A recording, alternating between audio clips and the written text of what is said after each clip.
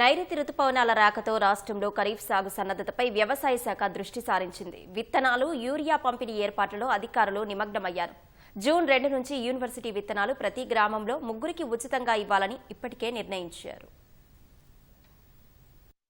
రాష్ట్రంలో ఈసారి ఖరీఫ్ సీజన్ ముందుగానే ప్రారంభం కానుంది. నైరుతి రుతుపవనాలు ప్రవేశించడంతో పంటల సాగు ఏర్పాట్లపై వ్యవసాయ శాఖ దృష్టి సారించింది. తెలంగాణ సీడ్స్ కార్పొరేషన్ 20 జిల్లాల్లో 90,000 క్వింటాళ్లు, నేషనల్ సీడ్ కార్పొరేషన్ 12 జిల్లాల్లో 40,000 క్వింటాళ్లు పచ్చి రొట్టె విత్తనాలు పంపిణీ చేసేలా ప్రణాళికలు సిద్దం చేసింది. ఇందులో టీజీ సీడ్ 71,535 క్వింటాళ్ల విత్తనం పంపిణీ ప్రారంభించగా, నేషనల్ సీడ్ కార్పొరేషన్ కు 1000 క్వింటాలే సరఫరా అయ్యాయి. దీంతో మిగిలిన 12 జిల్లాల్లోనూ టీజీ సీడ్స్ ద్వారానే పంపిణీ చేయాలని మంత్రి తుమ్మల నాగేశ్వరరావు అధికారులను ఆదేశించారు. వానాకాలం సీజన్ కోసం రాష్ట్రానికి 9.80 లక్షల మెట్రిక్ టన్నుల యూరియాను కేంద్రం కేటాయించింది. ఏప్రిల్ కు 1.70 లక్షల మెట్రిక్ టన్నులకు గాను 1.20 లక్షల మెట్రిక్ టన్నులు వచ్చింది. మే నెలకు 1.60 లక్షల మెట్రిక్ టన్నుల కేటాయింపుల్లో ఇప్పటి వరకు 0.52 లక్షల మెట్రిక్ టన్నులే సరఫరా జరిగింది. దీంతో కేటాయింపుల మేర యూరియా పంపించాలని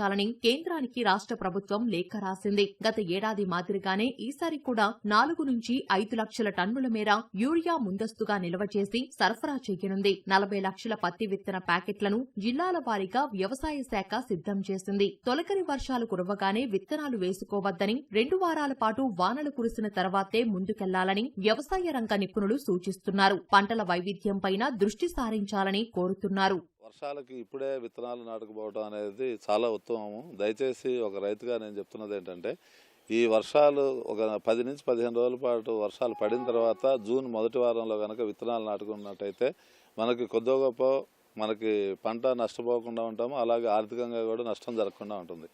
అలా కాకుండా ఈ వర్షాల మీదే మనం ఆధారపడి ఇప్పుడు ఏదో తొలకరి వానలు అనుకొని కనుక విత్తనం కనుక నాటుకున్నట్టయితే రానున్న వారం 10 రోజుల తర్వాత మళ్ళీ ఎండలు వచ్చే అవకాశం ఉంది. అలాగే వాతావరణ మార్పులు కూడా బాగా ఉన్నాయి కాబట్టి మొలక శాతం అనేది బాగా తగ్గుతుంది. మళ్ళీ రెండోసారి మూడోసారి విత్తనాలు పెట్టుకోవాల్సిన పరిస్థితి వస్తుంది. కాబట్టి రైతాంగం ఈ విషయాన్ని గమనించాలి.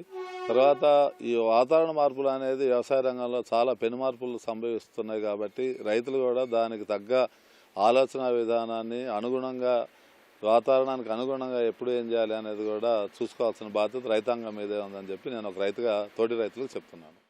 పంటల వైవిధ్యానికి దయచేసి ఆలోచించండి. కేవలం ఒకే పంట, ఒకే రకం, ఒకే పద్ధతిలో వెళ్ళినట్టయితే వ్యవసాయానికి మంచిది కాదు. కాబట్టి తప్పనిసరిగా ఈ సంవత్సరమైనా వ్యవసాయానికి ప్రకృతి అనుకూలించాలని, అలాగే అన్నిటికంటే ఎక్కువ ప్రభుత్వం తప్పనిసరిగా సమస్యలను దృష్టిలో పెట్టుకొని దానికి పరిష్కారాలు లాభసాటికి కానీ కష్టాలను తొలగించే విధంగా ఆచరణ ప్రభుత్వం చేపడుతుందని ప్రభుత్వాన్ని కోరుతూ, ఈ సీజన్ నుంచి రసాయన ఎరువులు, క్రిమిసంహారక మందుల నియంత్రణపై రైతుల్లో అవగాహన కల్పించాలని ముఖ్యమంత్రి రేవంత్ రెడ్డి ఆదేశాలు జారీ చేశారు. ఈ మేరకు ప్రొఫెసర్ జయశంకర్ వ్యవసాయ విశ్వవిద్యాలయం నెలాఖరు వరకు 2 లక్షల మట్టి నమూనాలు సేకరించింది. ఈ ఫలితాల్ని 2 నెలలలోపు రైతులకు అందేలా చర్యలు చేపట్టింది.